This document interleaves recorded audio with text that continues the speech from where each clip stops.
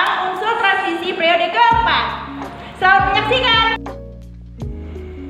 Lambang unsur yang pertama ada skandium. Skandium ditemukan pada tahun 1879 dengan memiliki simbol Sc dan nomor atom 21. Skandium ini sebagai logam transisi yang berwarna putih keperakan. Yang kedua adalah titanium, memiliki simbol Ti dan nomor atom 22. Unsur ini merupakan logam transisi yang kuat, berkilau, ringan, dan tahan korosi, memiliki warna putih metalik keperakan. Yang ketiga adalah vanadium. Vanadium memiliki simbol V dan nomor atom 23. Salah satu senyawa yang mengandung vanadium adalah vanadium pentaoksida yang digunakan sebagai katalis dalam pembuatan asam sulfat dan anhidrida maleat serta dalam pembuatan keramik. Yang keempat adalah kromium. Kromium memiliki simbol Cr dan nomor atom 24. Kromium adalah logam yang berwarna abu-abu seperti besi yang keras, berkilau, dan rapuh yang memerlukan pemolesan tinggi. Kromium juga tahan pengusaman dan memiliki titik lebur yang tinggi. Yang kelima adalah mangan. Mangan memiliki simbol Mn dan nomor atom 25. Mangan berupa logam transisi yang berwarna perak metalik. Yang keenam adalah besi. Besi memiliki simbol Fe dan nomor atom 26. Besi ini adalah unsur yang paling umum di muka bumi berdasarkan massa yang membentuk sebagian besar inti luar dan dalam bumi. Yang ketujuh adalah kobalt yang memiliki simbol Co dan nomor atom 27. Unsur ini berwarna abu-abu perak yang keras dan berkilau. Unsur ini banyak ditemukan di Kalimantan dan Sulawesi. Yang kedelapan adalah nikel. Nikel memiliki simbol Ni dan nomor atom 28. Nikel adalah logam yang berkilau, metalik, dan berwarna putih keperakan semburat keemasan. Yang kesembilan adalah tembaga yang memiliki simbol Cu dan nomor atom 29. Biasanya tembaga murni bersifat halus dan lunak dan memiliki permukaan yang berwarna jingga kemerahan. Yang ke-10 adalah seng yang memiliki simbol Zn dan nomor atom 30 dan memiliki warna abu-abu perak. Biji seng yang paling banyak ditambang adalah sphalerit atau seng sulfida. Konfigurasi elektron periode keempat. Unsur transisi ini terletak pada blok D dalam sistem periodik karena konfigurasi elektron akhirnya selalu pada subkulit D. Kenapa disebut blok D? Karena kita lihat pada unsur Sc yang memiliki elektron 21 dan konfigurasi elektronnya 18Ar, 4s2, 3d1. Untuk unsur berikutnya kita tinggal mengubah 3D-nya aja, kayak 3D1, 3D2, 3D3, 3D4, 3D5, 3D6, 3D7, 3D8, 3D9, dan 3D10. Tetapi kita lihat pada unsur kromium dan tembaga, di situ ada pengecualian. Pada unsur kromium 3D4, kita lihat pada gambar ini. Dan di orbital S-nya itu penuh 4s2 dan 3d4, ternyata ada sisa satu kotak lagi dan ini tidak stabil. Untuk itu pindahlah elektronnya dari 4s2 itu pindah ke D yang kosong tadi satu. Jadinya 4s1 3d5 dan ini sudah stabil. Sama halnya dengan unsur tembaga 3d9. Kita lihat pada gambar. Di orbital S-nya itu penuh 4s2 dan di orbital D-nya itu 3d9 dan ternyata itu ada satu kota yang tidak berpasangan. Maka dari orbital S pindah satu elektron ke orbital D. Jadinya 4s1 3d10 dan ini sudah stabil karena D-nya penuh. Perkenalkan, nama saya Rahel Nolita. Saya akan menjelaskan tentang kelimpahan unsur transisi periode keempat.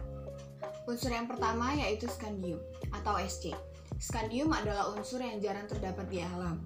Adapun umumnya terdapat dalam bentuk senyawa dengan biloks positif 3. Misalnya SCCl3, SC2O3, dan SC2SO4 3 kali. Unsur yang kedua yaitu titanium atau Ti. Titanium merupakan logam terbanyak ke-9. 0,6% kerak bumi terkandung titanium di dalamnya. Ditemukan pada mineral rutil yang dibiji besi sebagai ilmenit dan ferrotitanat. Titanium terdapat pula pada karang, silikat, batu bara, dan juga tanah liat. Unsur yang ketiga yaitu vanadium atau V. Vanadium adalah unsur yang cukup banyak ditemukan di dalam kerak bumi, sekitar 0,2%, dan juga ditemukan dalam beberapa macam biji. Vanadium terdapat pada senyawa karnotit dan vanadinit. Frevanadium atau logam campuran dengan besi dihasilkan dengan reduksi V2O5 dengan campuran silikon dan besi. Unsur yang keempat yaitu kromium atau Cr. Kromium merupakan logam keras berwarna putih. Ditemukan di alam sebagai biji krom besi yaitu kromit atau FeCr2O4 yang banyak ditemukan di Sumatera Barat, Sumatera Utara, Kalimantan Barat, Kalimantan Selatan, Sulawesi Selatan, dan juga Papua. Unsur yang kelima yaitu mangan atau Mn. Mangan dapat dijumpai dalam bentuk bebas di alam, tetapi juga ditemukan dalam bentuk kombinasi dengan besi. Mangan merupakan logam keras yang rapuh. Biji mangan yang utama adalah pirolusit MnO2.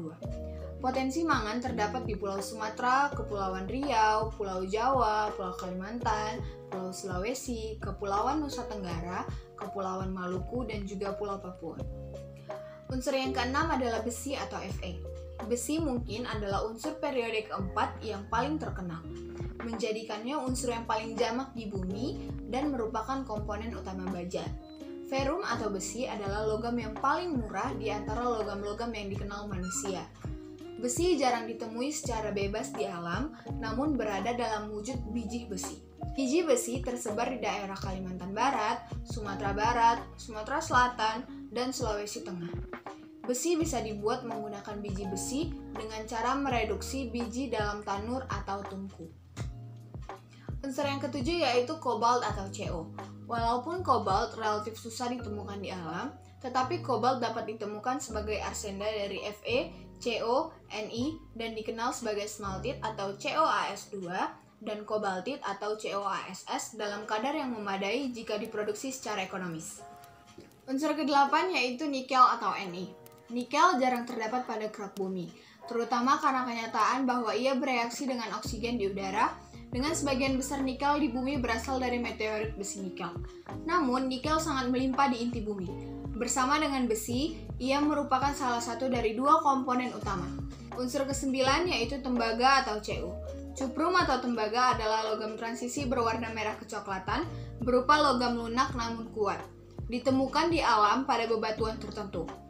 Potensi terbesar tembaga tersebar di Indonesia meliputi Papua, Jawa Barat, Sulawesi Utara, dan Sulawesi Selatan. Unsur ini dapat ditemukan pada pirit tembaga, bornis, kuprit, melalkonit, dan juga malasi. Unsur yang terakhir yaitu seng atau Zn. Seng terdapat di alam sebagai senyawa sulfida seperti seng blende atau ZnS, senyawa karbonat kelamin atau ZnCO3, dan senyawa silikat seperti hemimorfit. Pembuatan logam seng dilakukan dengan memanggang seng sulfida atau ZnS, lalu oksida seng direduksi dengan karbon pijar. Seng digunakan dalam lapisan besi dan baja sebagai pencegah karat. Beberapa sifat fisis dan kimia pada unsur periode keempat. Yang pertama adalah sifat logam, di mana logam transisi merupakan logam keras dan ikatan logamnya kuat. Yang kedua yaitu daya hantar, di mana memiliki daya hantar listrik yang baik. Yang ketiga adalah titik lele dan titik didih, di mana titik lele dan titik didihnya tinggi, karena unsur-unsur ini memiliki ikatan logam antar dan atom yang kuat. Yang keempat, sifat logam transisi, di mana unsur ini memiliki bilog lebih dari satu seperti besi, kobal, kecuali skandium, dan seng. Yang kelima yaitu sifat magnetik, di mana sebagian besar senyawanya bersifat paramagnetik. Yang keenam adalah sifat unik transisi, di mana senyawa unsur transisi umumnya berwarna baik dalam keadaan padat maupun dalam bentuk larutan. Dan yang ketujuh yaitu bentuk senyawa, di mana unsur transisi dapat membentuk senyawa kompleks atau ion senyawa koordinasi. Jari-jari atom. Jari-jari atom menentukan sifat unsur pada tabel berikut, secara bahwa jari-jari atom menurunkan secara drastis dari skandium hingga vanadium, kemudian berkurang secara perlahan. Penurunan ini akibat dari kenaikan muatan inti yang menarik elektron valensi lebih kuat. Pada periode yang sama, dari kiri ke kanan, jumlah proton bertambah, sedangkan kulit valensi tetap. Akibatnya, bertambahnya jumlah proton, daya tarik muatan inti terhadap elektron valensi bertambah kuat sehingga ukuran atau jari-jari atom semakin kecil. Saya akan menjelaskan contoh reaksi unsur transisi periode keempat. Yang pertama adalah Sc atau skandium. Logam Sc bereaksi dengan air menghasilkan gas hidrogen. Contoh reaksinya adalah 2Se ditambah 6H2O bereaksi menjadi 3H2 ditambah 2SCOH 3 kali. Yang kedua adalah Ti atau titanium. Logam Ti bereaksi dengan gas klorin, TiO2.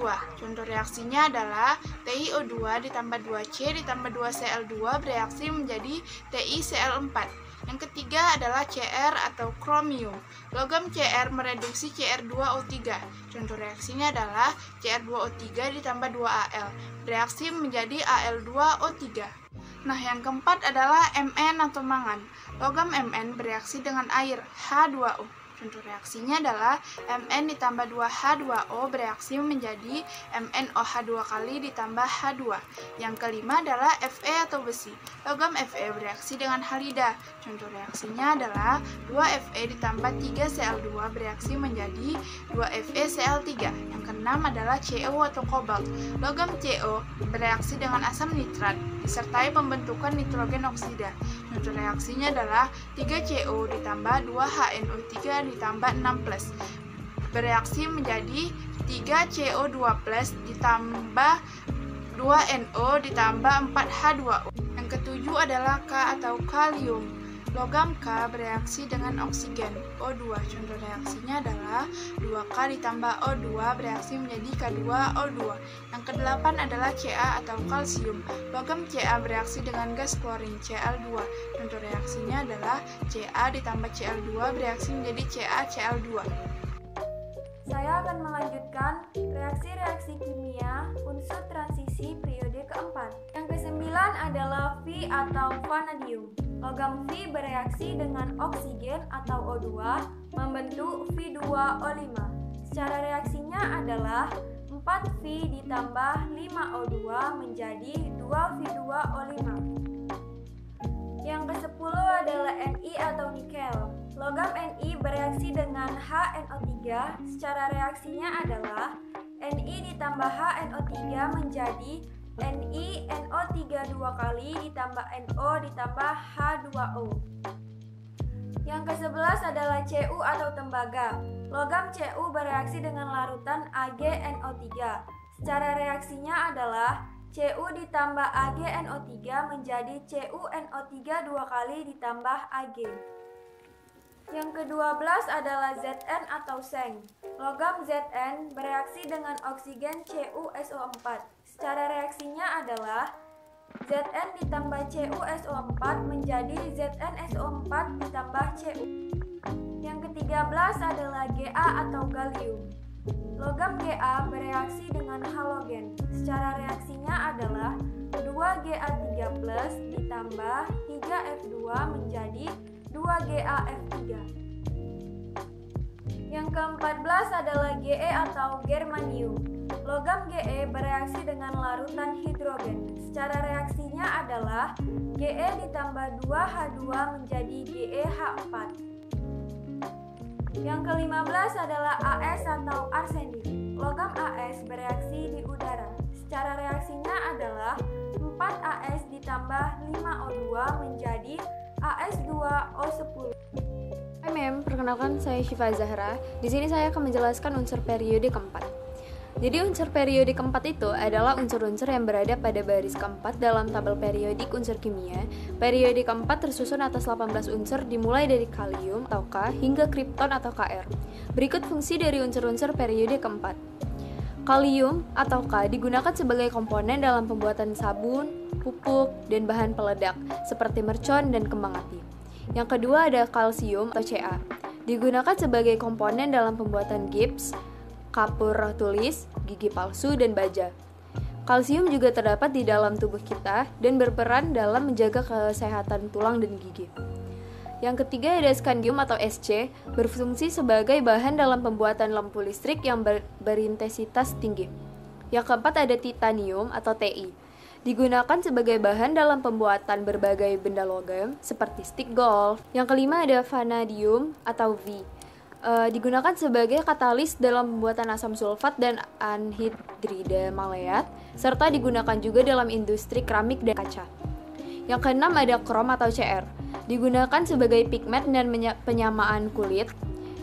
Selain itu juga digunakan dalam penyepuhan peralatan logam. Lalu yang ketujuh ada mangan atau Mn, digunakan dalam proses pembuatan baja. Yang kedelapan ada besi atau Fe, digunakan dalam pembuatan baja, berbagai perangkat elektronik dan memori komputer.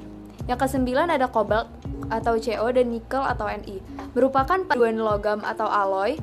Nikel juga dapat digunakan sebagai bahan campuran stainless steel, sedangkan kobalt juga bisa digunakan sebagai bahan sintesis vitamin B12. Lalu yang ke-10 ada tembaga atau Cu, digunakan sebagai bahan pembuatan alat-alat elektronik. Yang ke-11 ada seng atau Zn, sebagai logam pelapis anti karat, paduan logam, bahan pembuatan cat putih, antioksidan dalam pembuatan ban mobil. Lalu yang ke-12 ada gallium atau Ga, digunakan sebagai bahan utama dalam pembuatan logam paduan Galinstan. Lalu yang ke-13 ada germanium atau Ge, umumnya digunakan sebagai semikonduktor. Selain itu juga banyak digunakan dalam transistor dan sirkuit. Lalu yang ke-14 ada arsen atau As, digunakan dalam keperluan pertambangan. Lalu yang ke-15 ada selenium atau Se, banyak digunakan sebagai katalis dalam reaksi kimia. Selain itu juga digunakan sebagai komponen dalam shampoo. Lalu yang ke-16 ada bromin atau Br, digunakan sebagai pestisida, zat warna, senyawa pemurnian air, dan penghambat api dalam plastik. Lalu yang terakhir ada krypton atau Kr, digunakan untuk mengisi bola lampu listrik. Sekian dari saya, terima kasih mem. Sekian dari video kami, jika ada kesalahan mohon maaf.